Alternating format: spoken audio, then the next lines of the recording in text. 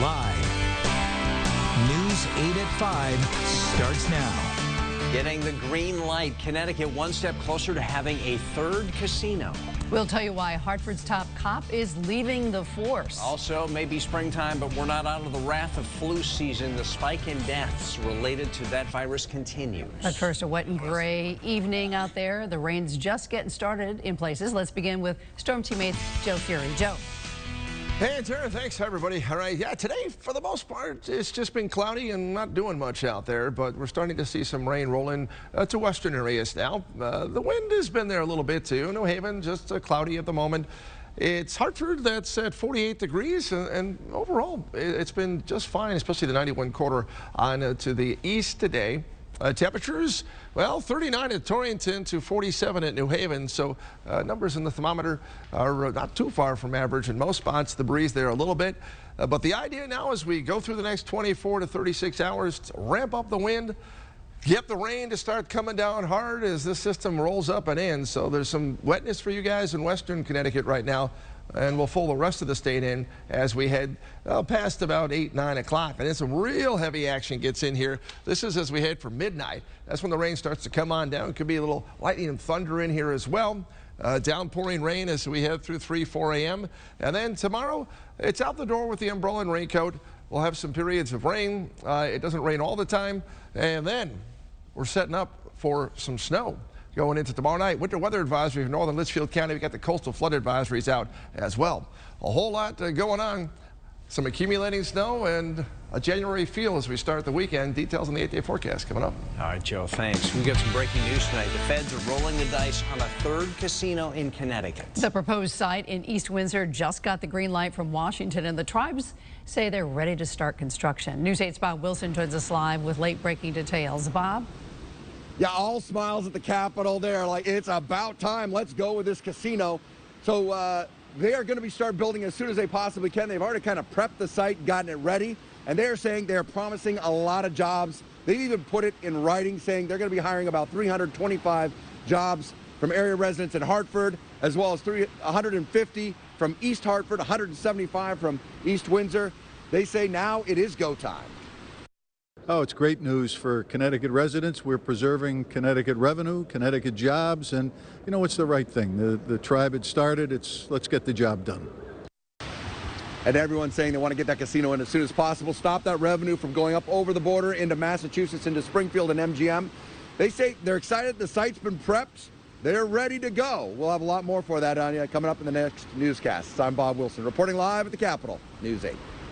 The top cop in the capital city is stepping down after only 13 months on the job. Yeah, Hartford Police Chief David Rosado is leaving, headed to the private sector for a position at Pratt & Whitney. In a statement, Rosado said, "I have always been committed to public service, but after 22 years, this opportunity to take a leadership role at Pratt & Whitney is one that I could not turn down for my family."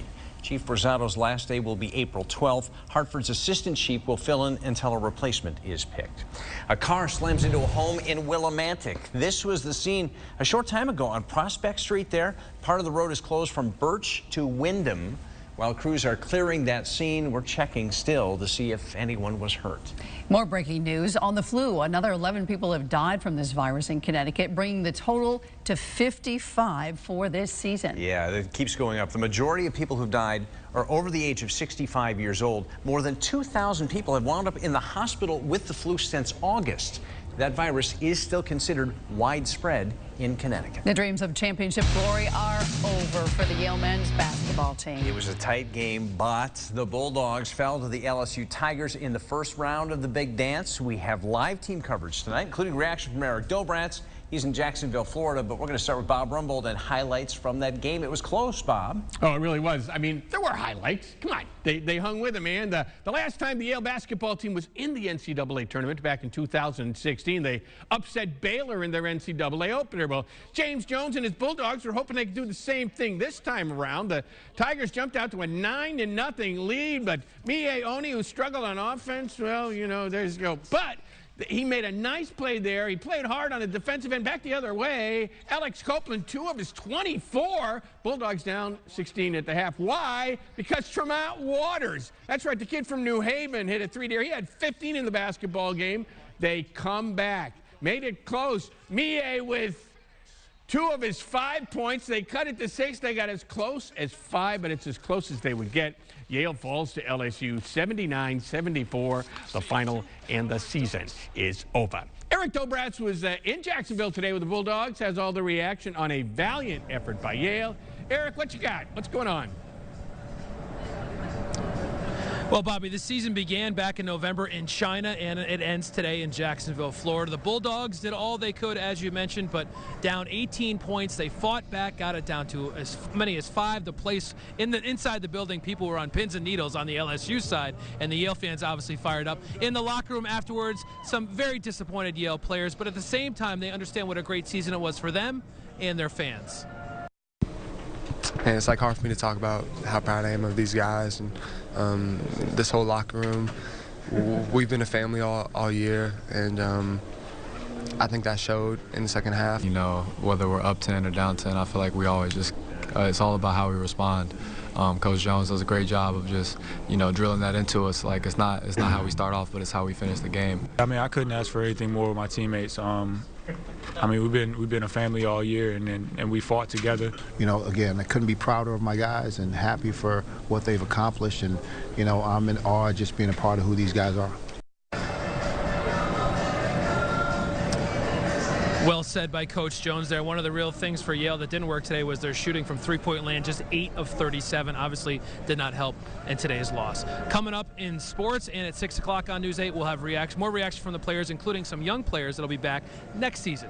In Jacksonville, Florida, I'm Eric Dobratz, News 8 Sports. All right, Eric, thanks. While that's going on, fans from all over are funneling into Hartford right now to watch some of the first games of the tournament being played at the XL Center. And for local business, this is a slam dunk. Let's go live now to News 8's Noelle Gardner. She is live for us in Hartford with that. Noelle. Darren, downtown Hartford is full of life tonight. The restaurants are packed. The XL Center is packed. The mayor tells me over the next few days, 45,000 people are coming into the city. This is a great small city, and we're excited to welcome a whole lot of people to it this week. March Madness means a boost for local business. Today, there were lines out the door at restaurants in the capital city. I mean, this hasn't happened in 21 years, so of course we're all excited. I mean, we have extra help today. We're extending our hours, so we're really happy with the crowd. Definitely brought a lot to town.